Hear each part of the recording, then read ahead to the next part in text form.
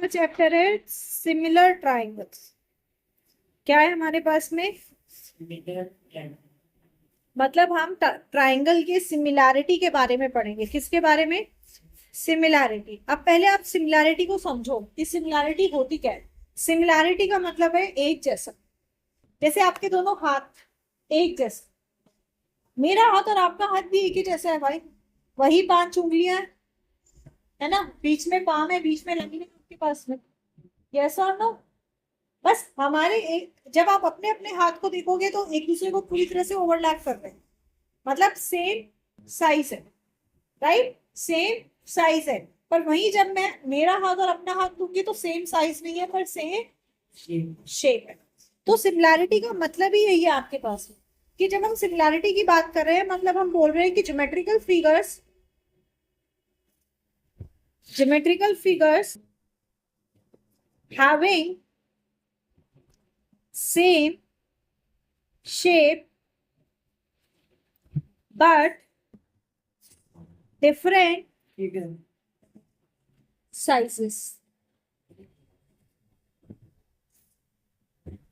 जब हम सिमिलैरिटी की बात कर रहे हैं किसमें? ज्योमेट्री में, तो हम कह रहे हैं कि भाई आपके पास में सेम शेप और डिफरेंट साइज हो गया आपके पास में। जैसे बताओ, क्या ये लाइंस सिमिलर है? क्यों?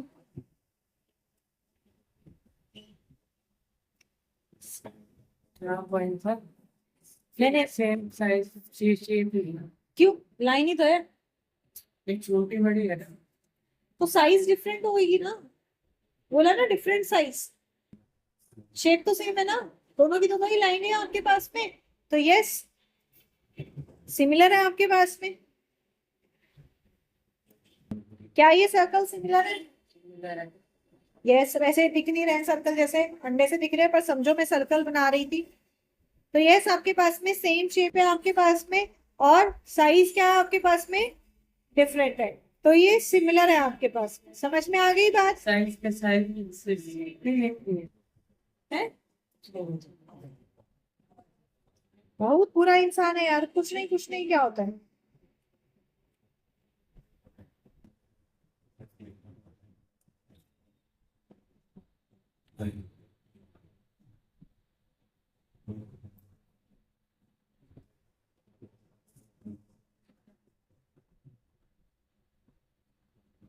क्या ये दोनों सिमिलर है? यस सिमिलर है कि भी दोनों ट्राइंगल्स। Size exactly. पर देखो ये आ गया आपके पास में सिमिलर ट्राइंगल हमारे पास। ये कब होंगे आपके पास में सिमिलर? जब ये हमारे पास सेम टाइप के हो, जैसे स्केलन है, इक्विलेटरल है। मतलब दो इक्वल ट्राइंगल सिमिलर होंगे, दो आइसोसेलेस ट्राइंगल सिमिलर होंगे, दो राइट एंगल सिमिलर होंगे। क्यों? अब ये समझने की जरूरत है। तो हम समझेंगे सिमिलैरिटी ऑफ पॉलीगन। किसकी बात करेंगे? Similarity of polygon. Yes, similar polygons. Polygon क्या होते हैं आपके पास में? Any close figure made up of line segments only. कोई भी क्लोज फिगर जो सिर्फ लाइन सेगमेंट से मिलके बना है उसे कहते हैं क्या? पॉलीगन। क्या कहते हैं? कोई पॉलीगन सिमिलर कब होगा? मैंने अब आपको क्या कहा भाई, ट्राइंगल सिमिलर कब होंगे? जब सेम टाइप के हो। अगर इक्वल ट्राइंगल है मतलब सारे एंगल कितने हैं? 60 डिग्री। स्केल है ना, तो सारे एंगल कितने हैं? स्केल है आपके पास में। तो सबसे पहली चीज आती है आपके पास में that corresponding their corresponding angles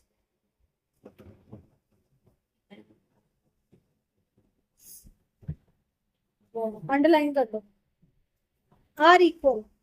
इनके करस्पॉन्डिंग एंगल क्या होने चाहिए? इक्वल होने चाहिए आपके पास। और कहता है corresponding sides are proportional. Corresponding sides are proportional मतलब एक फिक्स रेशो। समझो इसको। अगर आपके पास मैंने कोई भी एक ऐसा आपको एक दे दिया, ए बी सी डी, और ये दिया पी क्यू आर एस। मैं बोल रही हूँ भाई ए बी सी डी और पी क्यू आर एस की सिमिलैरिटी पे कमेंट करो। अब पहले तो करस्पॉन्डिंग को देखो। Now A corresponds to P, B corresponds to Q, correct. E corresponds to S and C corresponds to R। तो पहली कंडीशन क्या कहती है? Corresponding angles are equal.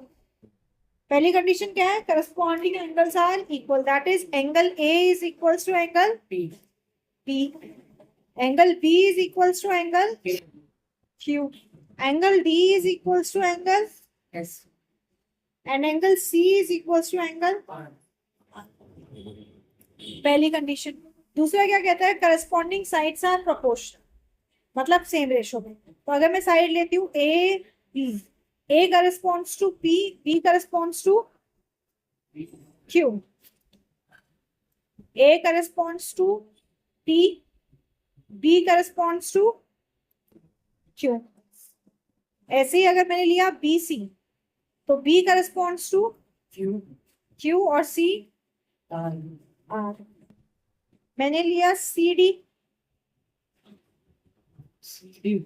C corresponds to R. और D corresponds to S. ठीक है, और मैंने लिया टी ए, D. हाँ जी टी ए, तो A corresponds to D. हाँ जी D corresponds to S. D corresponds to S, A corresponds to. अगर इन सबका रेशो इक्वल है तो हम क्या कहेंगे भाई? हमारा ट्रायंगल क्या है? सिमिलर है। हम क्या कहेंगे? हमारे ट्रायंगल क्या है? Similar. सिमिलर है आपके पास में। जैसे देखो, इसमें आप सबसे पहले टाइप का क्वेश्चन इसी पे बनता है आपके पास में, आपको बताना है कि सिमिलर है ऑफ। आपको दिया हुआ है 30 degree, 60 degree, 60 degree, 30 degree, A B C D E F. कहता है अगर ये ट्रायंगल सिमिलर है तो बताओ क्यों सिमिलर? बताओ। शेप है। ठीक है, सेम शेप है, ट्रायंगल है आपके पास में। और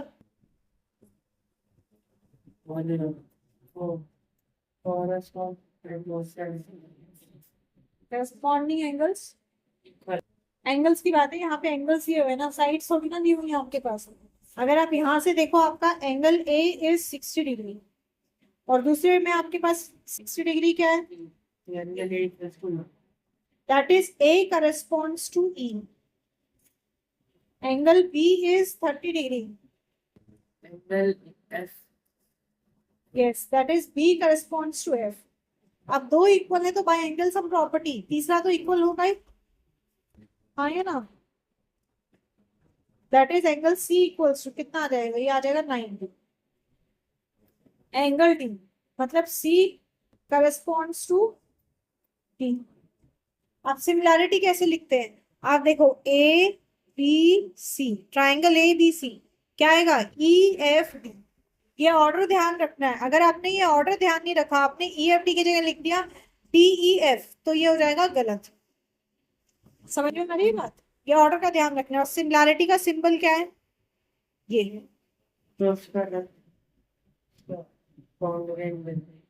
कॉन्ग्रुएंट में बेटा इक्वल पे ऐसा होगा, इसमें सिर्फ ये चीज है। समझ में आई बात? ये सिमिलैरिटी का सिंबल है। तो हम क्या कहेंगे? Triangle A B C is similar to triangle E F D because corresponding angles are equal. Corresponding angles are equal. समझ में आई बात? पक्का? पहली एक्सरसाइज देखो फटाफट। यहां से हम एक सीधी सी बात कह सकते हैं आपके पास में, that two triangles are said to be similar. हम कहेंगे भाई दो ट्राइंगल्स आपके पास सिमिलर है।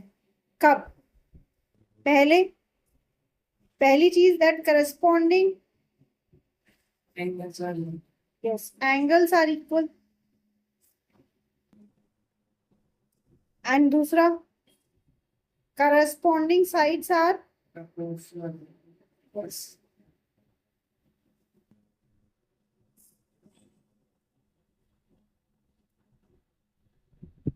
Corresponding sides are proportional. जैसे समझो, अगर मैं आपके दो ट्राइंगल ले लूं,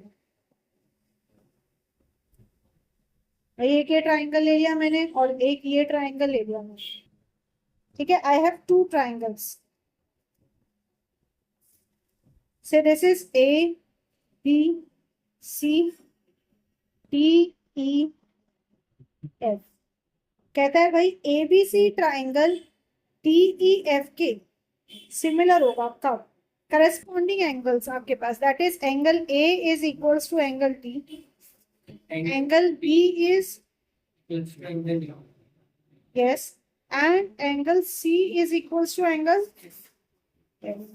तब, and corresponding sides, that is AB upon DE is equals to BC upon EF is equals to AC upon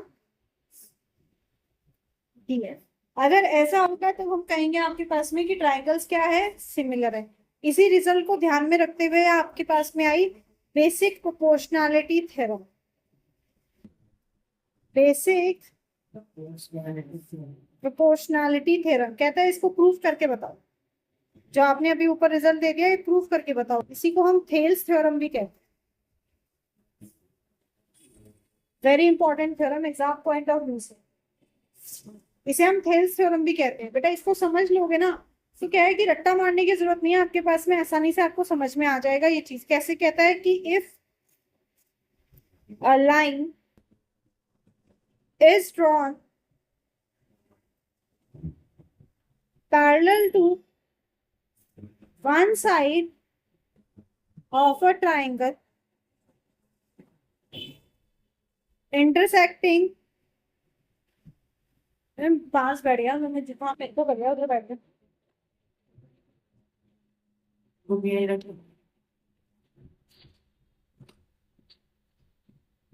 intersecting the other two sides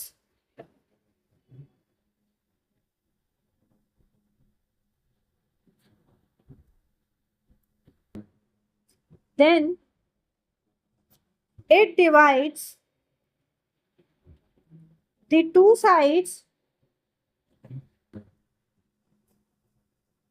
in same ratio।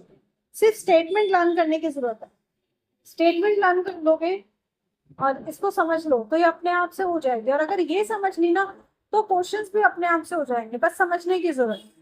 क्या कह रहा है? If a line is drawn parallel, if a line is drawn parallel to one side of a triangle intersecting the other two sides.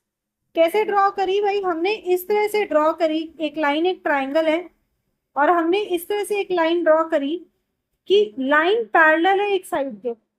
ये line आपके पास जो मैंने बनाई है पैरेलल है नीचे वाले बेस के, और दोनों बाकी साइड्स को इंटरसेक्ट करें।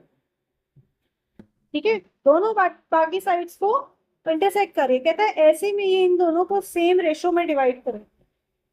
स्टेटमेंट समझ गए? अब आओ हम इसको प्रूफ कैसे करें। अब समझो इसका प्रूफ आपके पास, फिर हम करेंगे कई सारे क्वेश्चन इसी पे, क्योंकि इस पे कई अलग अलग तरह के क्वेश्चन बनते हैं आपके पास में। सो लेट, सबसे पहले हम ले लेते हैं, लेट अ ट्राइंगल गिवन ले लो। इन ट्राइंगल ए बी सी, कहता है आपको एक ट्राइंगल दिया हुआ है ए बी और सी। हमारे पास एक ट्राइंगल है ए बी और सी आपके पास। कहता है इन ट्राइंगल ए बी सी। अब हमें क्या पता है? थ्योरम की स्टेटमेंट से हमें पता है कि एक लाइन है जो पैरेलल है किसी एक साइड के।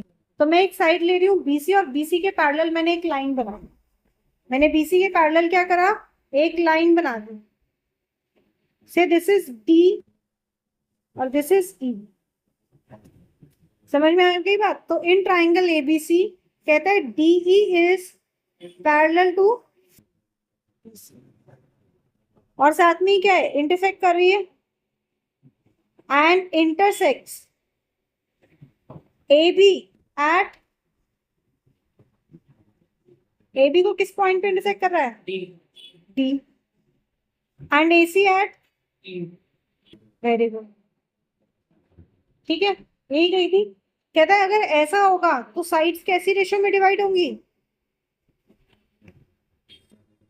Same. सेम रेशो में डिवाइड होंगी।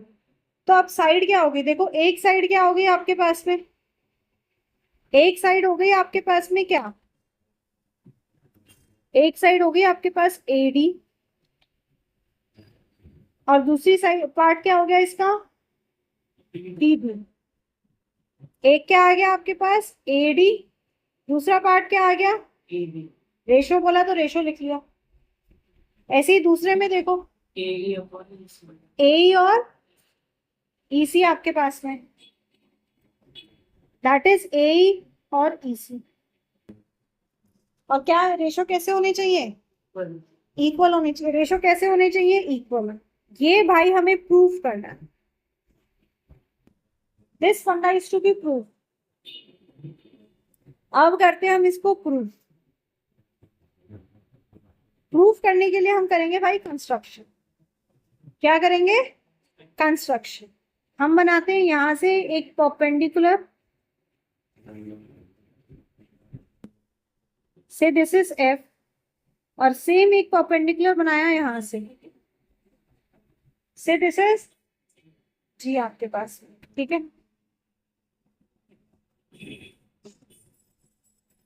और हमने इसको ज्वाइन कर दिया, ओके। तो हमने क्या किया, हमने क्या की भाई, ज्वाइन, ज्वाइन किया आपने BE एंड CD, राइट। और ड्रॉ क्या किया, EF परपेंडिकुलर टू AB, पूरी साइड के परपेंडिकुलर होगा ना, and G. E. perpendicular. Equivalent to it. DG perpendicular to, D से G, DG perpendicular to Is. AC। समझ में आ गई बात? आए ना? अब एक कंसेप्ट समझो, what is area of triangle? L into it. Triangle Angle 1/2 to L into it. Into L into it. Base into height. इसका मतलब क्या हो गया, ये एक ट्राइंगल है, उसका अगर ये बेस है और ये हाइट आ रही है, राइट, तो एरिया हो गया हाफ बेस इंटू हाइट। अब यहाँ एक चीज समझो, कुछ ऐसे ट्राइंगल होते हैं जिनकी हाइट जो है वो ट्राइंगल से बाहर होती है ना, तभी भी एरिया क्या रहेगा, हाफ बेस इंटू हाइट। क्योंकि हाइट का मतलब है कौन सी परपेंडिकुलर लाइन आपके पास में। तो यही चीज अब हम इधर देखेंगे हमारे पास में।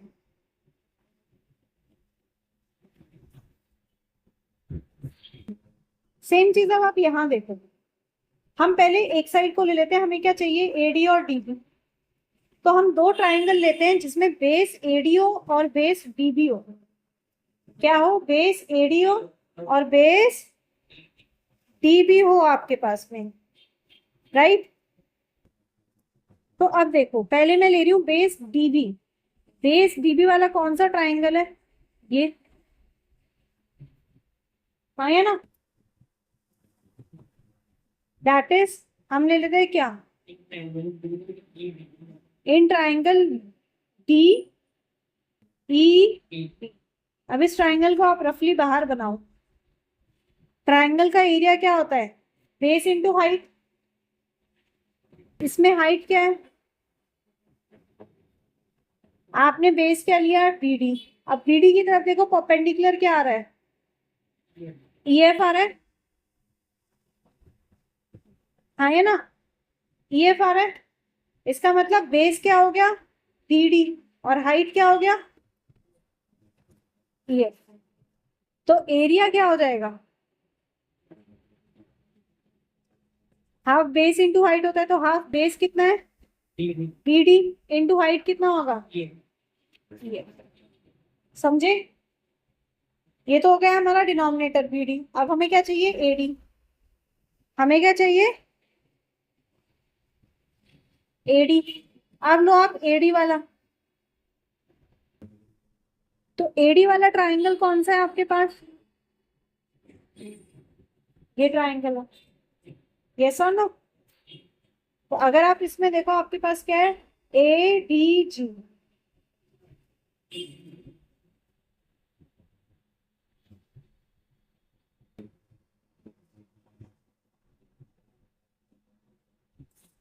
आप देखो आपके पास में A D G. A D G triangle में अगर आप देखें, ए डी जी क्यों लेते हैं?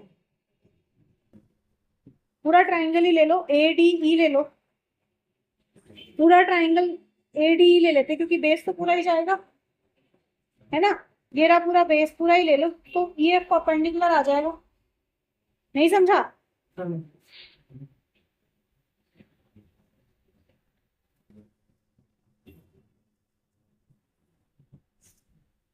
ए डी एफ ले लिया, एफ है या ई है? ई है। और यहां से आपका परपेंडिकुलर आ रहा है। अब area of triangle A D ई क्या हो जाएगा? Half into into E F. Yes, right. हमें क्या प्रूफ करना है? दोनों का रेशियो। तो हम क्या करते हैं, दोनों को डिवाइड कर देते हैं, ठीक है? तो हम 1 और 2 को डिवाइड करते हैं, कट जाएगा एडी अपॉन डी। ये आ जाएगा area of triangle D E B upon area of triangle A D E is equals to, इधर आ गया half B D into E F whole upon half A D into E F. E F से E F गया, half से half गया, क्या आया? AD D D upon A D. समझ गए बात को? अब सेम चीज हम दूसरी साइड करेंगे। तो पर एडी अपॉन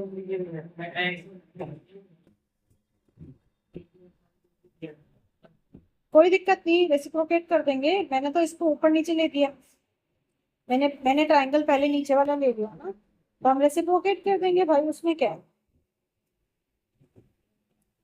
अब देखो मैं दोबारा बना रही हूँ क्योंकि हमारा डायग्राम ऊपर चला गया।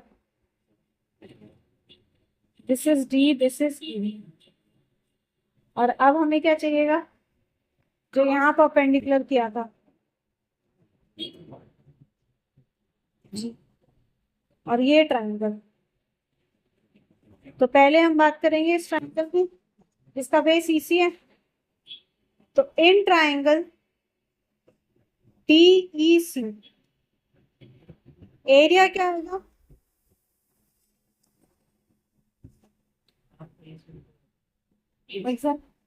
Exactly half base into height. अब बेस क्या है?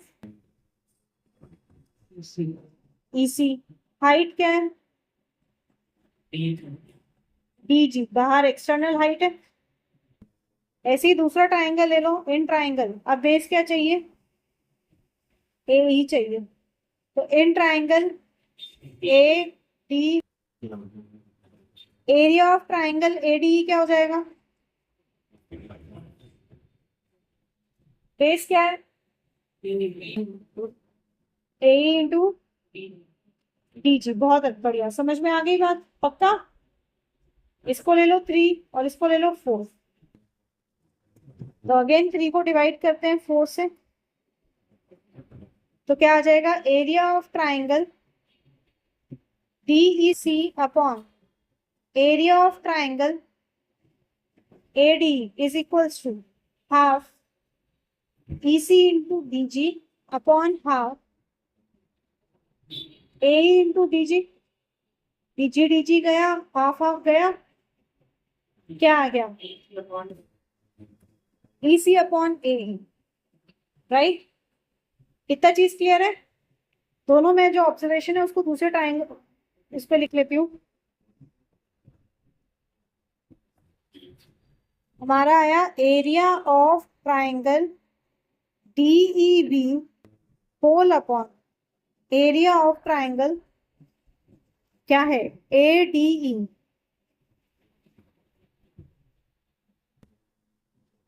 इक्वल्स टू व्हाट, क्या था, BD अपॉन AD, यही था, ठीक है। और दूसरा क्या आया, एरिया ऑफ ट्राइंगल DEC और ADE, area of triangle ADE is equals to, EC upon हाँ EC upon हाँ, EC अपॉन A, राइट। अब देखो दोनों का बेस आपके पास कैसे है, रेसिप्रोकेट कर दो इसको, उल्टा करके लिख देते हैं। तो area of triangle AD upon area of triangle DEB will be what, AD upon PD BD, और इसको भी करेंगे तो area of triangle AD upon area of triangle DEC, AE upon EC। इतनी चीज क्लियर। अब अगर आप दोनों फ्रैक्शन को साथ ध्यान से देखो तो आपके पास दोनों का न्यूमरेटर सेम है लेफ्ट साइड में, है ना। हम देखो क्या देखेंगे कि क्या किसी तरह से डिनोमिनेटर को आप सेम कर सकते हो, यस हम ऑब्वियसली कर सकते हैं। हमने 9th में एक थ्योरम करी थी कि अगर आपके पास दो लाइंस पैरेलल है, आपको गिवन है दैट D इज पैरेलल टू BC, पता है क्या आपको, हमने 9th में एक थ्योरम करी थी, कहता है ट्राइंगल्स जो सेम पैरेलल्स के बीच में बन रहे होते हैं उनके एरियाज क्या होते हैं, इक्वल, क्या होते हैं, इक्वल आपके पास। दैट मीन्स ये जो दोनों ट्राइंगल है इनका एरिया क्या होगा, इक्वल आपके पास में। हमने थ्योरम करी थी आपके पास में, हाँ by theorem we have that triangles on the same base, जो ट्राइंगल सेम बेस पे हो, and between same parallel, same base पे है और सेम पैरेलल्स के बीच में है, same parallels are equal in area, इनका एरिया क्या होता है, इक्वल होता है आपके पास। तो अगर हम इसमें देखें तो क्या है आपके पास, therefore area of triangle DEB will be equal to area of triangle DEC. Area of triangle DEB will be equals to area of triangle DEC. Q. As they are on same base. क्या है दोनों का base, DE, दोनों का base क्या है, same DE, हाँ है ना, and same parallels, and between same parallels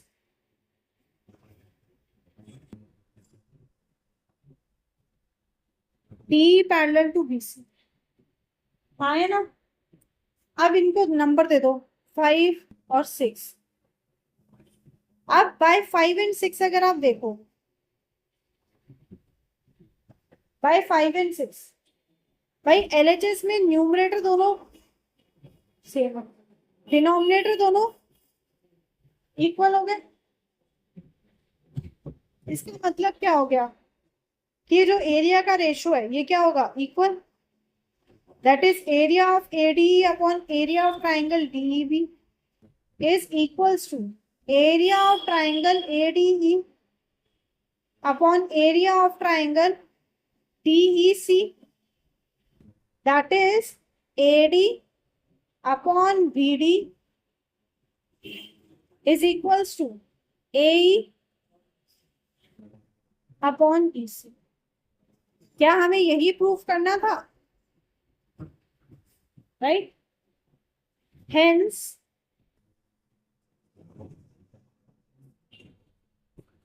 proof. समझ में आई फिर, क्या मुश्किल है फिर, नहीं ना। अभी समझ में आ गई तो आप तो सिंपल तरीके से इसको कर सकते हो। और थ्योरम को कर लिया तो आपके पास में क्वेश्चन डायरेक्ट इस पे बेस्ड आते हैं। कैसे आएंगे? डायरेक्ट इस पे बेस्ड आएंगे। अगर क्वेश्चन डायरेक्टली बेस्ड आए तो आराम से क्वेश्चन भी हो जाने हैं आपके पास में। यस और नो? अब मैं कन्वर्स ऑफ बीपीटी आज नहीं कराऊंगी, मैं अभी आपको इस पे कुछ क्वेश्चंस कराऊंगी, क्योंकि अगर मैंने कन्वर्स ऑफ बीपीटी अभी करा दी तो यू विल बी कंफ्यूज, है ना? You will be confuse. तो पहले हम इस पे क्वेश्चन करेंगे कि इस पे क्वेश्चन कैसे आता है। एक तो आपको थ्योरम की स्टेटमेंट आनी चाहिए और इसका प्रूफ आना चाहिए, क्योंकि डायरेक्ट क्वेश्चन आता है state and prove Thales theorem, state and prove BPT, दोनों एक ही चीज है। अब एक क्वेश्चन समझो, कहते हैं D and E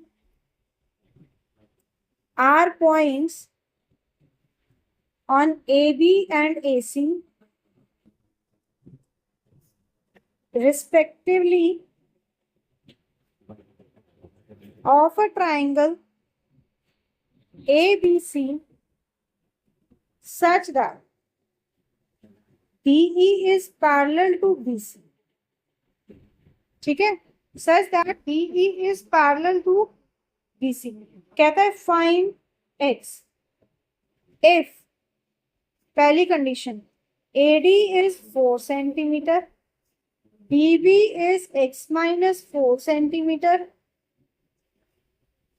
AE is 8 centimeter and EC is 3x minus 19 centimeter। समझ में आई? आप क्या करेंगे भाई? डायग्राम बनाते हैं पहले। तो कहते हैं एक ट्राइंगल है ABC, तो भाई हम एक ट्राइंगल बनाएंगे ABC। ये हो गया आपके पास A, ये B और ये C। कहता है अब AB पे एक पॉइंट है कोई D और AC पे एक पॉइंट है आपके पास में क्या E। कहता है इस तरीके से कि DE is parallel to BC और कहता है AD इज 4 centimetre, BB is x minus 4 centimeter, AE is 8 centimeter and EC is 3x minus 9। समझ में आ गई बात? अब यही चीज हमारी बीपीटी ने कही थी कि अगर किसी एक ट्राइंगल में एक लाइन है जो थर्ड साइड के पैरेलल है तो वो उसको बाय बीपीटी क्या करेगी? इक्वल रेशो में डिवाइड करेगी, राइट? एक सेकेंड है, लफड़ मारूंगी कि जाके। तो आपके पास क्या आ जाएगा? बाय बीपीटी डायरेक्ट लाएंगे हम बाय BPT. BE is parallel to BC, तो क्या होता है? देयरफॉर साइड्स क्या होंगी? Proportional. AD upon DB is equals to A upon BC. अब एडी कितना है? 4, डीबी कितना है? x माइनस 4, ए कितना है? 8, ये कितना है? 3x minus 19। क्या करेंगे भाई? सिंप्लीफाई कर दो, cross multiply. I am doing it this way. तो ये हो जाएगा 4 into 3x minus 19 is equals to 8 into x minus 4। तो ये हो जाएगा 12x minus 76 equals to 8x minus 32। तो 12x माइनस 8x, हमें x निकालना है ना, so let's solve for x। ये हो गया 44, 12 माइनस 8 4, 4x। तो x क्या आ गया? 44 अपॉन 4 दैट इज 11। तो x की वैल्यू कितनी आ गई? 11। अगर कहता है साइड भी बताओ तो हम सॉल्व करके साइड भी बता देंगे। समझ में आई बात? चलिए एक पार्ट आप बता दें। आपको दिया AD is 7x minus 4 centimeter, AE is 5x minus 2 centimeter, DB is 3x plus 4 centimeter and EC is 3x centimeter। मैं आपके लिए ट्राइंगल बना देती हूँ A B D। बताओ क्या होगा? AB by AB होता है। बाय बीपीटी हाँ पहले आप बताएंगे क्यों बाय बीपीटी। और बीपीटी हम क्यों लगा रहे हैं? क्योंकि हमें दिया हुआ है कि दो साइड्स पैरेलल है, अगर नहीं दिया होगा तो बीपीटी नहीं लगेगी। तो उसकी लग तो बाय बीपीटी, क्योंकि D is parallel to BC, क्या लिखेंगे? AD by AD by BP sorry TB AD by EC is equals to A by EC BC. फिर 7x minus 1 AD 7x minus 4 upon upon 3x plus 1 equals to 5x minus 3x अब cross multiply cross multiply क्या करें? 3x into 7x minus 1 3x into 7x minus 4 3 plus 4 into 5x minus 2। फिर x की value मान करेंगे solve for हाँ क्या लिखूं? 21x square 21x square minus 7x minus 12x equals to equals to 15x square minus 6 minus 6x minus 15x minus minus yeah 4 है minus 3 plus 20 plus 4 यार plus 20x minus minus 18। फिर x minus of 20 इसको ले लेते 21x square minus 15x square minus 20x plus 6x minus 10x minus 20x equals equals to minus 8। मैं यहाँ लिख रही हूँ। So 21 minus 15 is 21 minus 6x square. फिर माइनस 12 प्लस 6 कितना हो जाएगा? माइनस 6 और माइनस 6 और minus 20 minus 6 and minus 20 only minus 20 minus 6 और माइनस 20 माइनस 26 एंड अब क्या बचा आपके पास? 8 है ना, 8 को भी इधर ले आओ प्लस अब क्वाड्रेटिक सॉल्व करते ही थी, पहले कॉमन ले लो। क्या आ जाएगा? 2 कॉमन आ जाएगा, बच जाएगा 3x square minus 12x plus 4। अब देखो मिड टर्म स्प्लिट कर सकते हैं, 3 4 जा 12 होता है, तो ये हो जाएगा 3x स्क्वायर माइनस 3x 13 आएगा ना, 13 आएगा। तो 3 4 जा 12 नहीं जाएगा, फिर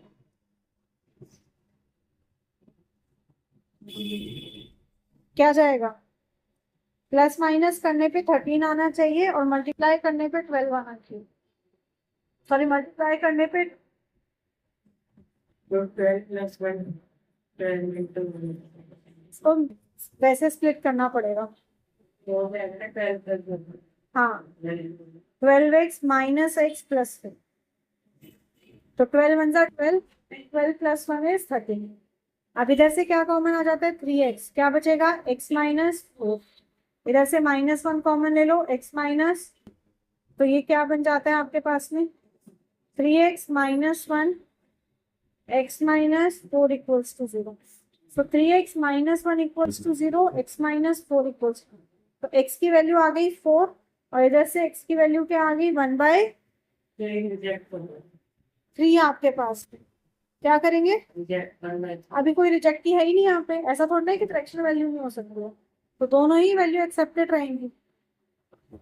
समझ में आ गई बात? चलो टाइप 1 के ही क्वेश्चंस करके आना है और थ्योरम करना है। नेक्स्ट क्लास में हम फिर इसके अलग टाइप वाले क्वेश्चंस भी करेंगे।